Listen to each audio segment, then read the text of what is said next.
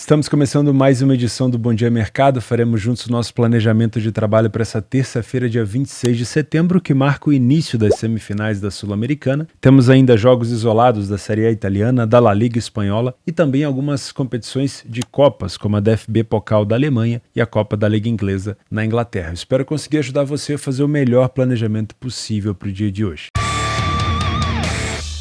Começamos o nosso planejamento de trabalho na Copa da Alemanha às 15h45, onde o grande favorito Bayern de Munique visita o Preußen Münster, na cidade de Münster, pela fase de 32avos da DFB Pokal. É uma fase da competição, na verdade a competição inteira ela é disputada em jogo único, geralmente nessas fases iniciais, na casa da equipe inferior, da casa da equipe com menor divisão. Então a equipe de maior divisão, ela vai enfrentar a equipe na sua casa. Na maioria das vezes são estádios bem pequenininhos ali, às vezes até no centro da cidade, às vezes quinta, sexta divisão, mas nesse caso aqui o Münster é da terceira divisão da Alemanha, então imagino que já tem um estádio um pouquinho mais organizado, mas ainda assim, mesmo com essa estrutura maior em relação aos outros participantes, o Bayern de Munique não deve ter tanta dificuldade aqui para eliminar o Münster, porque é uma fase muito acessível, né, essa disputa contra a equipe de divisões inferiores. É óbvio que a gente não vai considerar essa cotação de 1,05 do Bayern para trabalho, vocês sabem, vocês me conhecem, então a gente vai ou explorar o mercado de gols por aqui, ou explorar uma linha asiática um pouco mais agressiva para o Bayern de Munique. Vamos dar uma olhada como chegam as duas equipes para esse confronto? O Münster na terceira divisão, vamos ver como que está o posicionamento aqui de tabela do Münster, empatou contra o Lübeck no último jogo. O Münster está na 15ª colocação da terceira divisão, não foi um início tão bom assim do Münster, 2 vitórias em 7 jogos, tem um saldo negativo aqui de -3, e dentro da sua casa, particularmente falando, venceu apenas um confronto de 4 confrontos, tomou 5 gols, marcou 5 gols, uma defesa relativamente acessível, né? Vamos dizer assim. O Bayern de Munique vem de uma goleada para cima do Bochum, já esperada, né,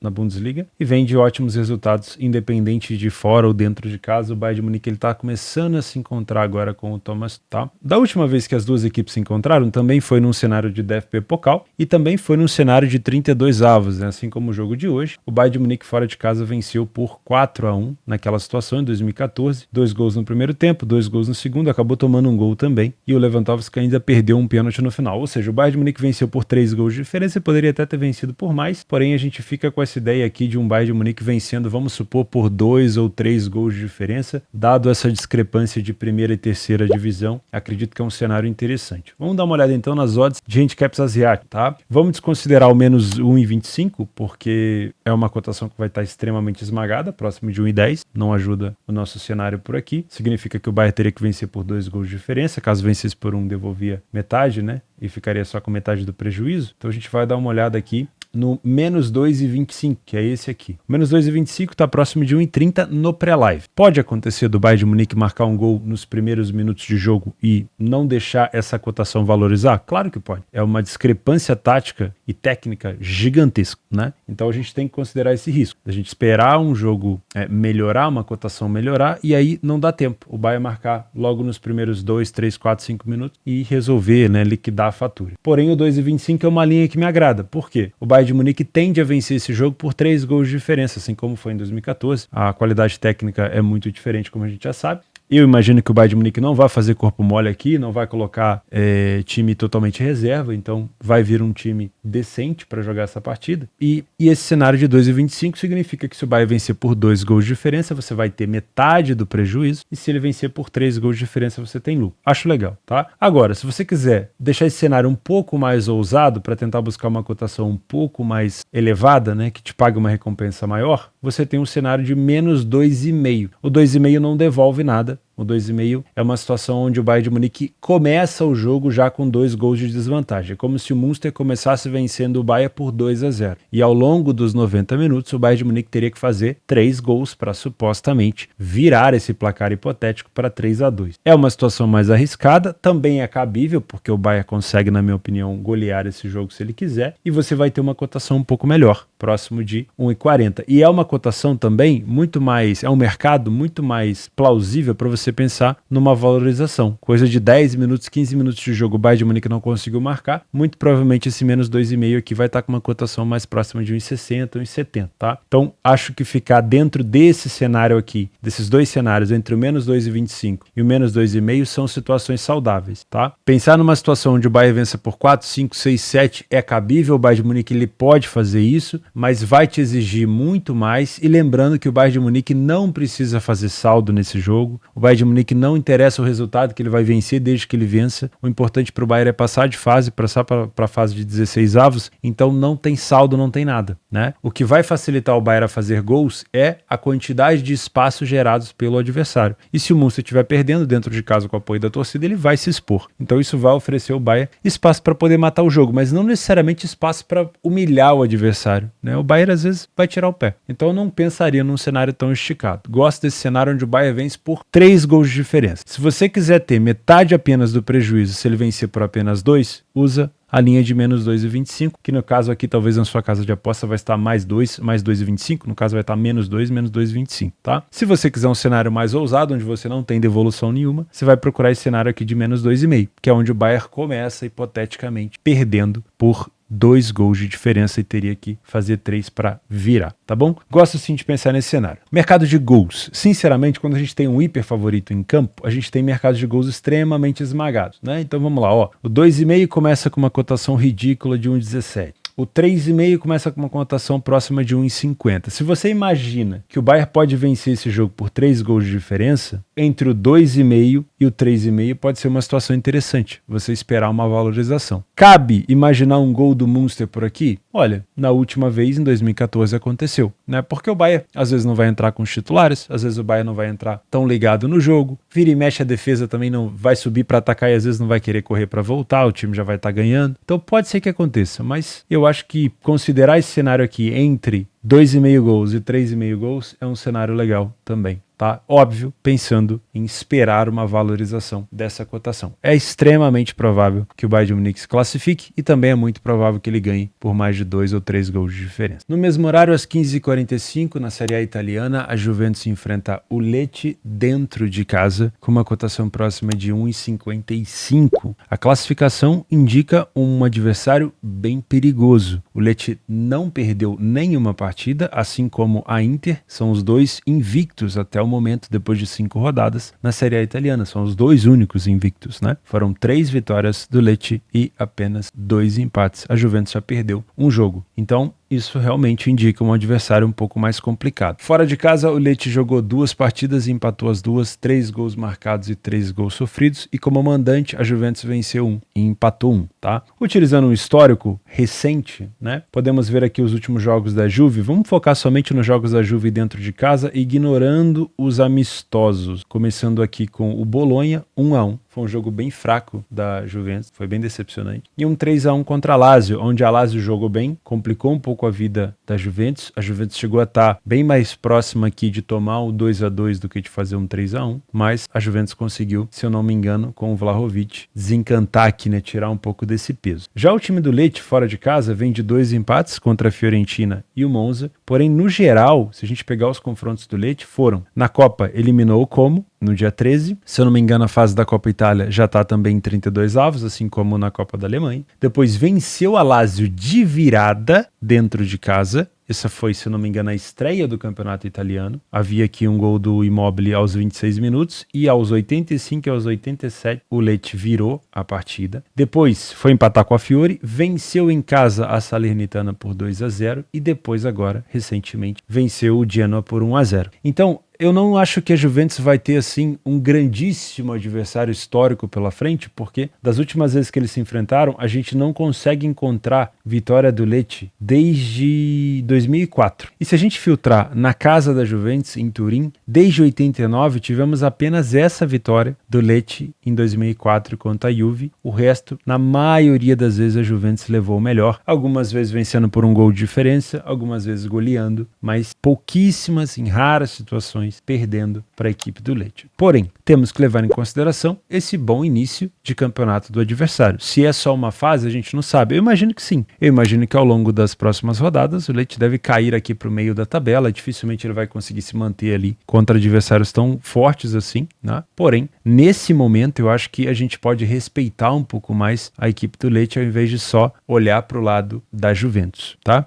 Se você é um trader, eu acho que é um jogo para leitura, para não criar tanto viés. Eu vou ser sincero, é quase impossível você vir para esse jogo sem criar um pouco de viés. Por mais que a Juventus nos últimos anos venha decepcionando um pouco a gente, é muito difícil você não olhar para esse jogo e pensar assim, pô, se eu tivesse que fazer alguma coisa seria contra o Lecce e não contra a Juventus. Pelo menos é o que me vem na memória, né, em relação ao que eu trabalho da Juve nesses últimos anos. Então, não adianta muito eu falar para você não criar esse viés, não criar essa expectativa. Mas o que você deve fazer é utilizar a leitura de jogo a seu favor. Já que eu venho com o interesse de trabalhar contra o Lecce, que ele de fato esteja jogando mal para me dar essa permissão, entre aspas, né, para que eu possa me expor contra essa equipe. Então, utiliza o benefício da dúvida, espera o jogo começar, verifica qual é o comportamento da Juventus. A Juventus é um time muito difícil de se ler. Na maioria das vezes que a Juventus marcar um gol, ela não vai estar dando uma leitura tão clara, então tomara que nesse jogo a situação seja um pouco diferente, que se a Juventus de fato estiver amassando o Lecce, a gente pode se expor a favor desse cenário por aqui, seja a favor da Juventus ou contra a equipe adversária, tá bom? Se você é um Panther, por mais que eu tenha aqui um respeito pela equipe do Lecce, não é um respeito ao ponto de eu não pensar no empate anula da Juventus, por exemplo. Só que um empate anula com essa cotação inicial do resultado aqui de 1,53, o empate anula vai estar ainda mais esmagado. Então o que eu quero para te indicar esse empate anula é que você espere uma valorização, né? Espera para ver se a Juventus vai ter uma dificuldade no primeiro tempo, né? Talvez você possa pegar esse empate anula na segunda etapa, ou se for um massacre muito grande da Juve, que eu duvido um pouco, você pode até pensar numa vitória seca também no segundo tempo, com uma cotação um pouco mais alta, mas no pré-live eu não te aconselho, tá? Se o Lecce sair na frente do placar, e é uma situação plausível, já que marcou contra a Fiorentina, marcou contra a equipe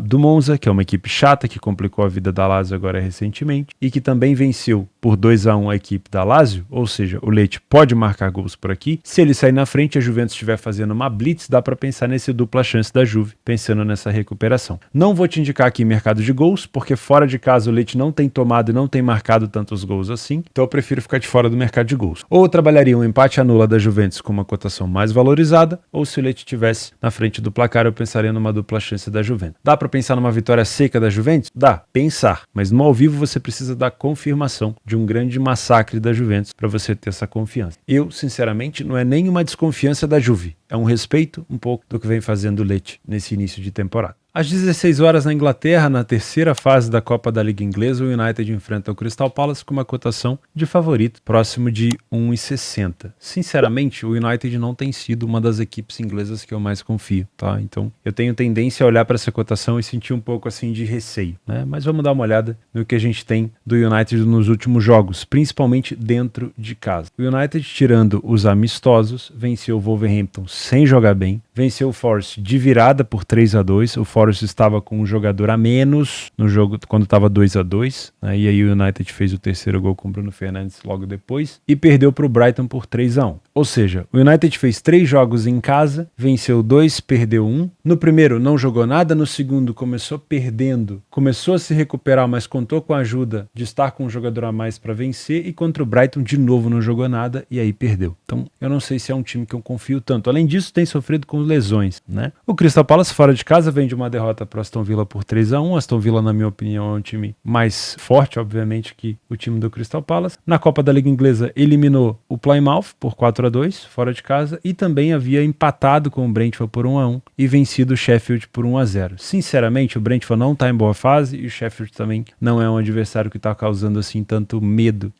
nas equipes que vão jogar lá, né? Então, sinceramente, eu não sei se o Crystal também me passa uma confiança tão grande. Os últimos jogos que eles se enfrentaram, a gente teve uma vitória do United, um empate, vou ignorar esse amistoso, uma vitória do Crystal, uma vitória do United, mais um empate e mais uma vitória do Crystal Palace. Depois, mais uma vitória do United, mais uma vitória do Crystal Palace. Então, nos últimos 10 jogos, a gente viu 1, 2, 3 vezes o Crystal Palace vencer, 1, 2, 3 empates, se eu não me engano.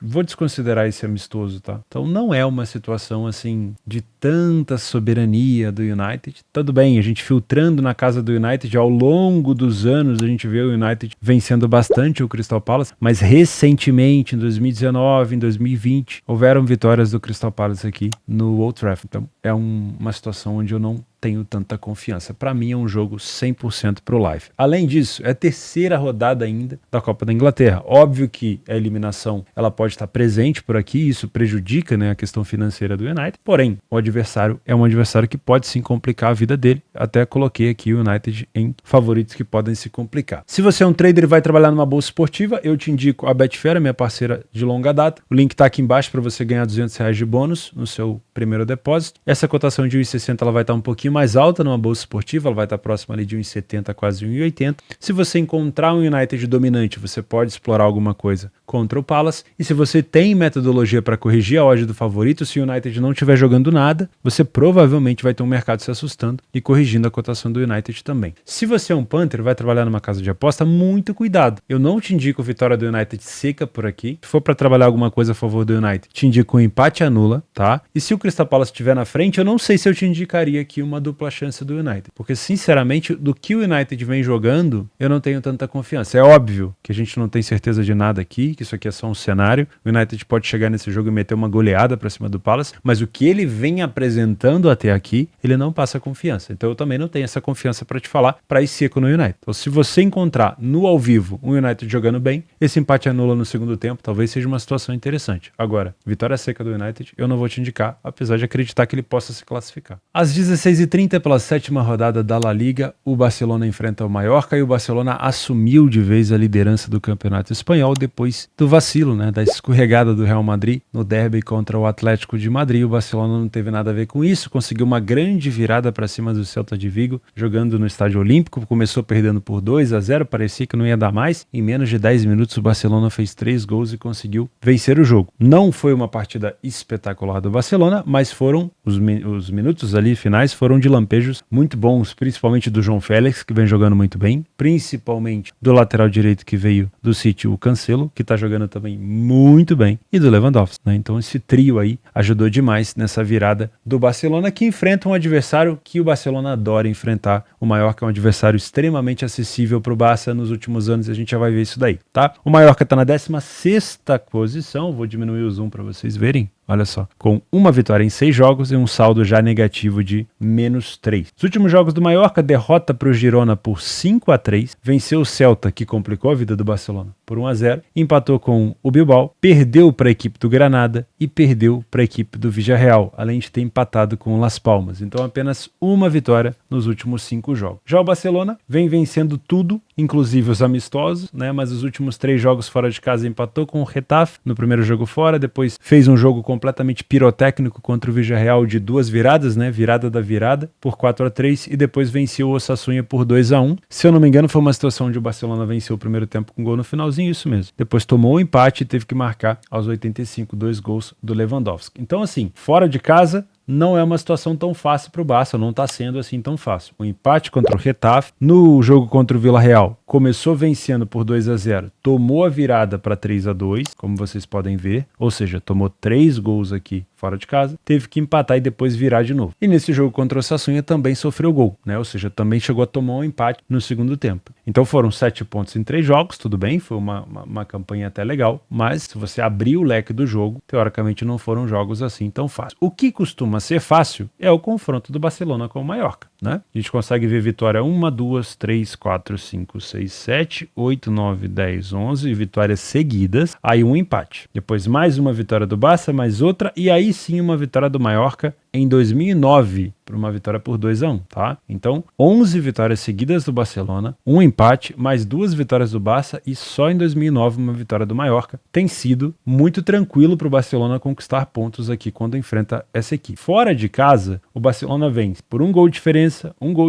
aí aqui uma situação de goleada, 4-2, 2-0, 3-0, mais um gol de diferença, aqui perdeu por um gol de diferença. Então nem sempre o Barcelona cumpre handicaps aqui, linhas asiáticas, tá? Não é todas as vezes que você vai ver um Barcelona goleando por 4-0. Então toma bastante cuidado ao traçar um cenário mais ousado por aqui. Se você é um trader, eu gosto muito de pensar nessa leitura de jogo para trabalhar Lei ou Mallorca. Já viria com um pouquinho de viés, porque o Barcelona vem jogando muito bem. É óbvio que o Barcelona pode se complicar, assim como se complicou contra o Villarreal, assim como se complicou contra o Osasuna em determinado momento do jogo, mas com uma boa leitura de jogo você vai encontrar momentos para poder estar contra o Mallorca muito provavelmente, tá? Dá para pensar nesse back Barcelona? Se a superioridade for muito grande, sim, o mercado vai estabilizar e vai confiar na equipe favorita por aqui. Se você é Panther, tem 2 cenários que me agradam. Essa vitória seca do Barcelona, não no pré-live, talvez esperando uma valorização ali para uma cotação mais próxima de 2, aí é interessante, ou talvez até uma situação de empate anula. Se o Barcelona tiver muita dificuldade no primeiro tempo, essa cotação vai estar um pouco mais interessante no segundo tempo. Mallorca abrindo o placar, o Barcelona já mostrou capacidade de virar agora contra o Celta, já mostrou uma capacidade também de virar o placar contra o Villarreal, então se o Mallorca estiver na frente, dá para pensar nessa dupla chance do Barcelona para você buscar uma recuperação de resultado. Mercado de gols, se for para explorar alguma coisa aqui, no máximo eu exploraria o over 1,5, não puxaria tanto a corda e não vou te indicar o handicap asiático, porque por mais que eu acredite numa vitória do Barcelona, nos últimos confrontos não tem sido fácil para o Barcelona cumprir linhas asiáticas, né? Vencer por grandes diferenças de gols assim. Para finalizar o nosso planejamento, às 9h30 da noite, o confronto brasileiro no jogo de ida das semifinais da Sul-Americana, o Corinthians recebe o Fortaleza em casa e o mercado não acredita tanto assim na equipe corintiana, colocando uma cotação acima de 2,20, próximo de 2,40, ou seja, imaginando um confronto muito mais parelho do que dando um favoritismo ao Corinthians por jogar dentro de casa. Será que é justo? Será que o Corinthians, que eliminou o Estudiantes, não merecia talvez uma cotação um pouco mais baixa? Não sei, né? O mercado realmente está duvidando um pouco mais do Corinthians por aqui.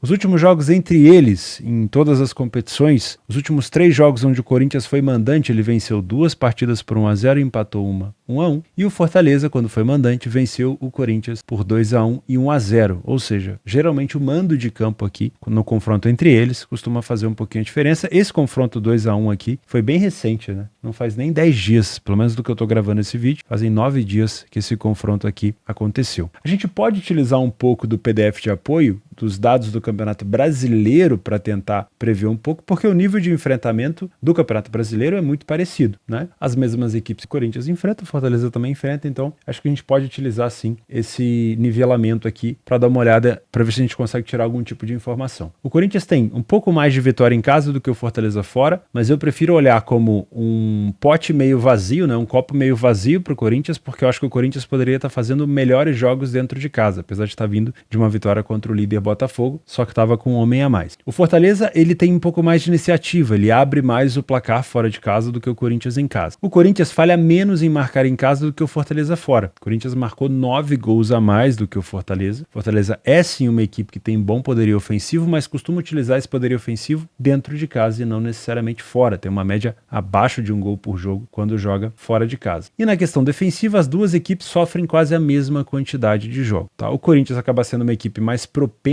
para o ambas marcam sim, porque é uma equipe que falha menos em marcar, mas que toma gol com frequência. Já o Fortaleza, como costuma falhar mais em marcar, não tem um alto índice de ambas marcam acontecendo. Não temos um primeiro tempo dominante de nenhuma das duas equipes. O destaque positivo para a defesa do Corinthians, que não perdeu praticamente nenhum primeiro tempo, né? Apenas 17%, mas porém a cobertura aqui é curto, porque é uma equipe que não perde tanto, mas que também não vence tanto, mesmo número de vitórias. Já o time do Fortaleza, praticamente o mesmo número de vitórias do Corinthians, e o número de derrotas é um pouquinho maior, mas o número de gols marcados e sofridos é praticamente idêntico. No segundo tempo, uma melhora corintiana, e aqui é claro a superioridade do Corinthians na segunda etapa em relação ao Fortaleza. O Corinthians tem bem mais vitórias, bem menos derrotas, praticamente triplicou o número de gols marcados e manteve essa faixa de gols sofridos, ou seja, ofensivamente o Corinthians ele consegue ter um desempenho melhor no segundo tempo, né? Teve também a ver com aquela recuperação contra o Grêmio ali e com aquele aquele gol marcado contra o Botafogo, né? Foram 4 gols marcados contra o Grêmio, se eu não me engano, ou 3 gols marcados no segundo tempo, e contra o Botafogo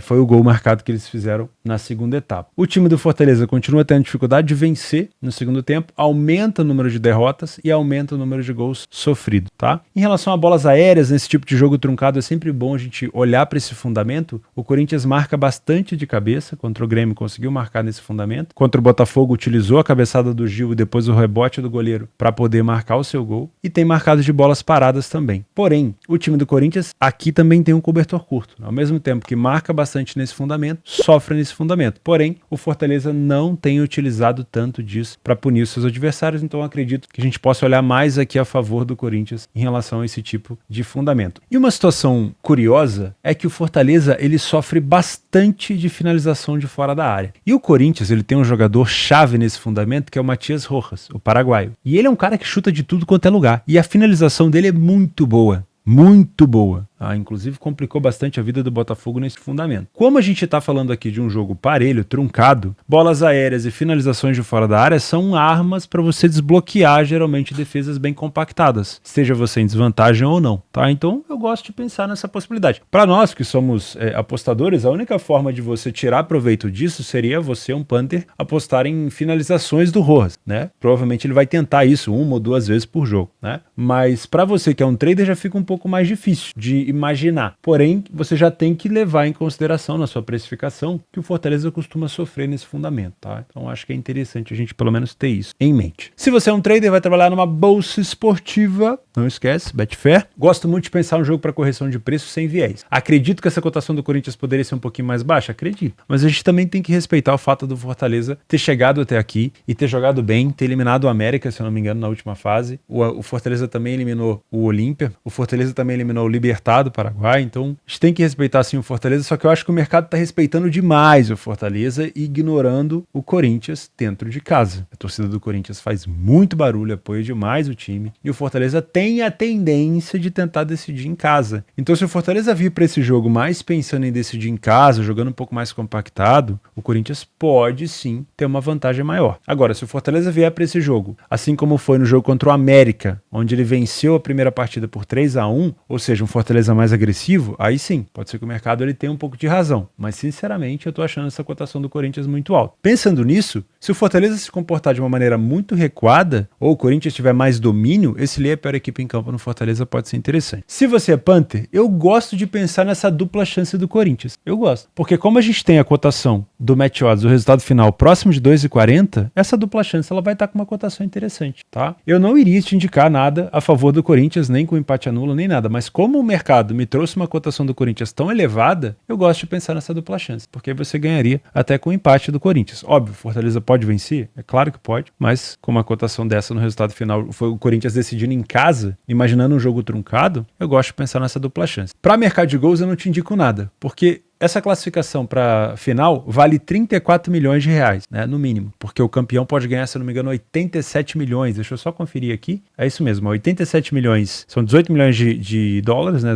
87 milhões na cotação atual para o campeão e 34 milhões de reais, 7 milhões de dólares para o vice-campeão. Então, se alcançar essa final, ou o Corinthians ou o Fortaleza já garantem ali pelo menos 34 milhões, então é um jogo que vale muito, por isso que eu vejo um jogo um pouco mais disputado e não um jogo tão pirotécnico como foi 3-1 Fortaleza e América, como foi 4-4 Corinthians e Grêmio. Eu acho que a tendência é ser um pouco mais pegado essa partida, tá? Então, olhe um jogo com muito mais tendência para under do que para over, mas eu não vou te indicar nada no mercado de gols por aqui. Eu gosto de pensar nessa dupla chance do Corinthians, porque a cotação ficou realmente bem mais alta. Bom, agora pra gente encerrar, alguns jogos para você inserir na sua grade de trabalho, alguns jogos extras, alguns outros jogos em horários menos acessíveis, porém com possíveis oportunidades. Tá às 2 horas na Turquia, o Galatasaray, vice-líder da competição, enfrenta o Istanbulspor, que é o vice-lanterna da competição. O Galatasaray venceu 4 de 5 partidas e o Istanbulspor ainda não conseguiu nenhuma vitória. É provável que o Galatasaray vença esse jogo, ele venceu os últimos 4, mas é um jogo para leitura também. Às 2h30, em Israel, o Maccabi Tel Aviv enfrenta o Hapoel Tel Aviv. O Maccabi é bem favorito por aqui, venceu as últimas 4 partidas que disputou, teve um empate aqui, mas as últimas 4 ele venceu. Também é um jogo com favoritismo bem grande aqui, mas que é muito bom você considerar também uma leitura de jogo para não só confiar no peso da camisa. O Sevilha contra o Almeria, o Sevilha costuma vencer o Almeria quando joga em casa, né? nas últimas vezes que eles se enfrentaram, 2-1 e 2-1, porém não são jogos fáceis. Na maioria das vezes a vitória vem por um gol de diferença apenas. E quando o Almeria enfrenta o Sevilha em casa, o Almeria complica um pouco a vida do Sevilha. Então, eu coloquei como um favorito que pode se complicar para lembrar você de utilizar a leitura de jogo se for para trabalhar essa partida, tá? O Sevilha não começou bem a temporada, só venceu um jogo, mas o Almeria em 6 jogos não venceu nenhum. Então, no frigir dos ovos pode sim ser um bom jogo para o Sevilha, mas eu não acho que vai ser um jogo tão fácil, tá? Então toma bastante cuidado por aqui. Outros jogos, e aí eu considero como jogos extras, porque a gente não tem às vezes cotação, às vezes a gente não tem tanto empenho, tanta dedicação dos times. Nesse caso aqui, por exemplo, da Copa do Rei da Arábia Saudita, o Al Ain enfrenta o Al Ahly, provavelmente uma cotação do Al Ahly bem baixa por aqui. O Al Ittihad, que é a equipe do Benzema, do Romarinho, também deve ter uma cotação muito esmagada aqui contra o Al Kholoud, eu acho que é assim que se pronuncia. Na Copa da Liga Inglesa ainda temos o jogo do Wolverhampton contra o Ipswich, e também o Salford City contra o Burnley que não faz boa Premier League até o momento. E por último, o jogo isolado do Campeonato Francês, que eu sinceramente não tenho feito tanto assim esse ano, nem no último ano. O Lille enfrenta o Reims, tá? Pode ser um jogo legal para você ficar de olho também. Vou ficando por aqui, muito obrigado pela tua companhia. Se você chegou até aqui e puder deixar o like no vídeo, vai me ajudar muito. E fica o convite para você se inscrever no canal também, para você me acompanhar nessa jornada aqui todos os dias até quando Deus quiser. Muito obrigado pela tua companhia, um grande abraço e até amanhã.